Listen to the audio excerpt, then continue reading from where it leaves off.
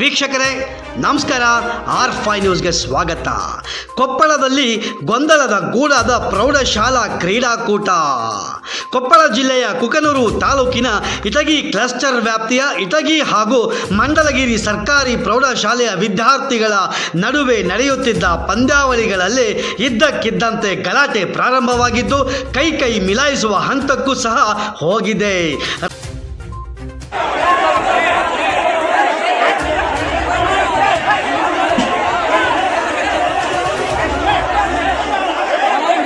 Public ಒಳಗಡೆ ಬಂದೈತಿ ಏನ್ ಮಾಡೋಣ ಸರ್? ಪಬ್ಲಿಕ್ ಒಳಗಡೆ ಬರ ಅಂತಾರ ಅನ್ನೋ ರೀಸನ್ ಆತಂದ್ರ ಎಲ್ಲರೂ ಹೊರಗೆ ಕಳಿಸಿ ಸ್ಟಾರ್ಟ್ ಮಾಡ್ರಿ ಆಟನ. ಅಲ್ಲ ಅಲ್ಲಿ ಡಿಪಾರ್ಟ್ಮೆಂಟ್ನವ್ರು ಅದಾರೆ ಅದಕ್ಕೆ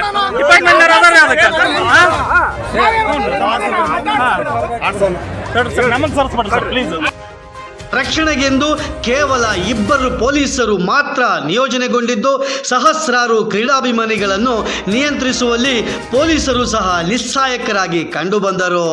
ಸ್ಥಳೀಯದಲ್ಲಿದ್ದವರ ಹೇಳಿಕೆಯ ಪ್ರಕಾರ ಗೊಂದಲ ಉಂಟಾಗಲು ನಿರ್ಣಾಯಕರ ತೀರ್ಪು ಕಾರಣವಾಗಿದ್ದು ನಿರ್ಣಾಯಕರು ನೀಡಿದ ತೀರ್ಪಿನಿಂದ 2 ತಂಡಗಳ ನಡುವೆ ಕೈ ಮಿಲಾಯಿಸುವ ಹಂತಕ್ಕೆ ಗೊಂದಲ ಸೃಷ್ಟಿಯಾಗಿದ್ದು ಶಿಕ್ಷಕರು ಕ್ರೀಡಾ ಆಯೋಜಕರು ಏನು ಮಾಡಲಾಗದಂತ ಪರಿಸ್ಥಿತಿ ನಿರ್ಮಾಣ ನಂತರ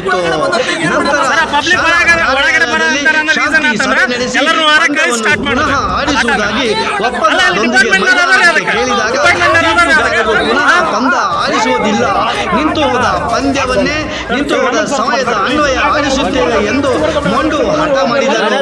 ಇದಕ್ಕೆ ಪಂದ್ಯ ಸರ್ ಅದನ್ನಾರ ಬರೆದು ಕೊಡ್ತೀರಾ? ಅಲ್ಲ ಪಬ್ಲಿಕ್ ಒಳಗೆ ಬಂದ್ರೆ ಹಂಗೆ